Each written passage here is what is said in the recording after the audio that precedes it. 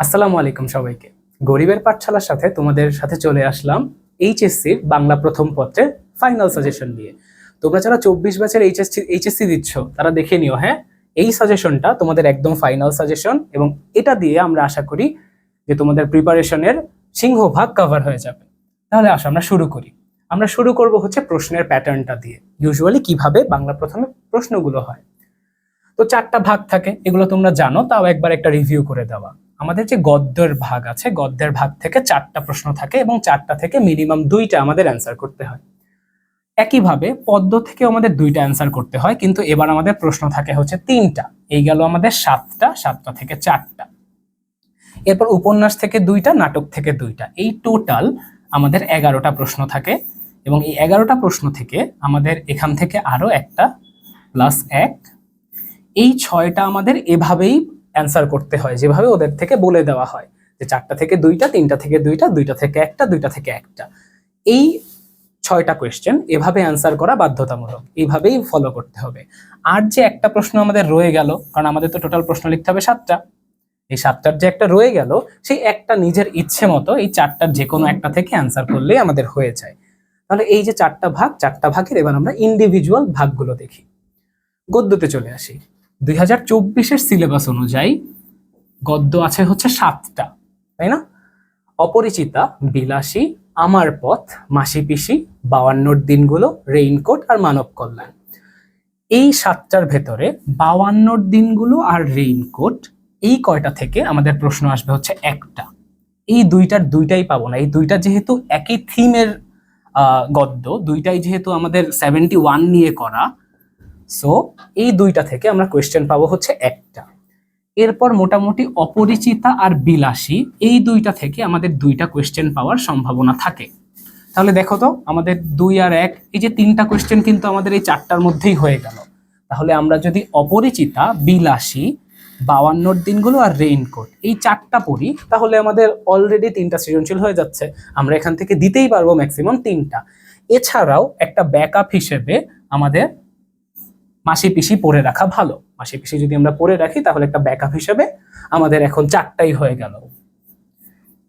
তাহলে এই যে গদ্যর পার্ট শেষ, আমরা এবার পদ্যতে চলে যাই। পদ্য একইভাবে সিলেবাসে আছে হচ্ছে 7টা। 7টার মধ্যে কি কি?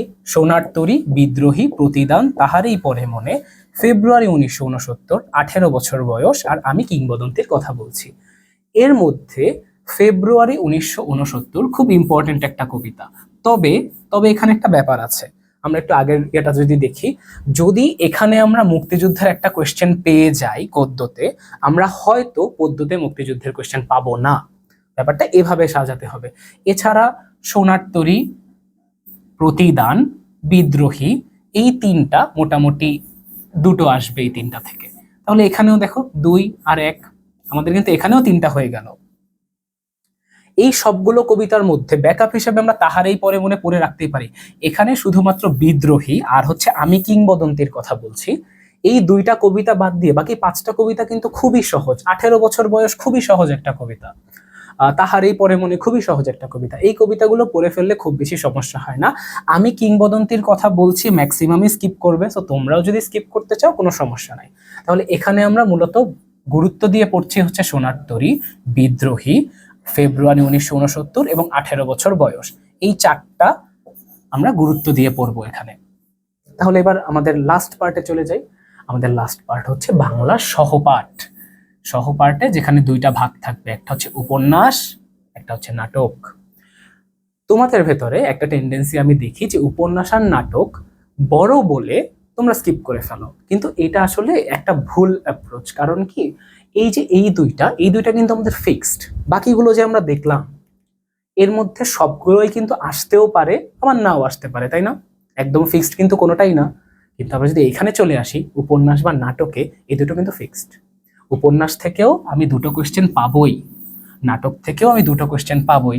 তাহলে আমি যদি উপন্যাস আর নাটক একটু ভালো মতো পড়ে ফেলি, তাহলে এখানের একটা আর এখানের একটা, এই যে 20 মার্ক, এই 20 মার্ক আমার ভালো মতো অ্যান্সার হয়ে যায়। হ্যাঁ, একটু বড় পড়তে একটু সময় লাগবে, একটু মনে রাখতেও কষ্ট হবে, কিন্তু এটা কিন্তু আমাদের সিলেবাস জাস্ট এতটুকুই। এছাড়াও একটা ব্যাপার হচ্ছে, লাল সালু হোক আর সিরাজউদ্দৌলা হোক, দুটো থেকেই না মানে চরিত্র ভিত্তিক কোয়েশ্চেন আসে, হয়তো কোনো চরিত্রের সাথে সাদৃশ্য খুঁজতে দেয় অথবা কোনো চরিত্রের সাথে বৈসাদৃশ্য খুঁজতে দেয়। তাহলে লাল সালুর যে চরিত্রগুলো আমাদের সাধারণত ইম্পর্টেন্ট এক্সামের জন্য, সেটা হচ্ছে মজিদ, সেটা হচ্ছে খালেক ব্যাপারী, সেটা হচ্ছে রহিমা, জমিলা, আর হচ্ছে মুদাসসির পীর।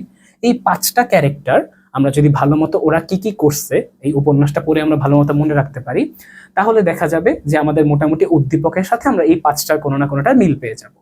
একইভাবে সিরাজউদ্দৌলা নাটকের কাহিনীও সেম। সিরাজউদ্দৌলা নিজে, মীর জাফর, ঘসেটি বেগম, রবার্ট ক্লাইভ আর হচ্ছে উমি চাঁদ, এই 5টা ক্যারেক্টার আমাদের জানতে হবে। সো এটার জন্য একটা ভালো অ্যাপ্রোচ হচ্ছে এই 5টা ক্যারেক্টার একটা খাতা নিবা, নিজেদের খাতা নিয়ে এই ক্যারেক্টারের নামটা লিখে ওরা কি কি করছে ছোট ছোট করে লিখে ফেলবা, যে তোমার উপন্যাসের মধ্যে পুরো ইতিহাস জুড়ে পড়া দরকার নাই, উপন্যাসে লাল সালুতে এবং নাটকে এই যে 5টা 10টা চরিত্র, এই 10টা চরিত্র কি কি করলো সেটা একটা ছোট করে একটা নোট করে ফেলবো। তাহলে আমাদের উদ্দীপকটা দেখার সাথে সাথে বুঝে যাব, যেহেতু একটা কোয়েশ্চেনে আমাদের সময় 21 মিনিট, আর সহপাঠ দিয়ে যেহেতু আমরা শুরুও করব না, তো এটার পেছনে যত প্রশ্ন পড়তে গিয়ে, প্রশ্ন মিলাতে গিয়ে যত কম সময় নষ্ট করা যায় আমাদের জন্য সেটা তত ভালো। পরে আচ্ছা, আমাদের ভিডিও শেষ, আমাদের ভিডিও যেহেতু শেষ পর্যায়ে চলে আসলো, তাই সবার জন্য শুভকামনা। এই যে আমাদের যে এতক্ষণ যা দেখলাম এর মধ্যে থেকে আমরা যে কয়টা সাজেশন পাইলাম, যে আমাদের গদ্যতে হচ্ছে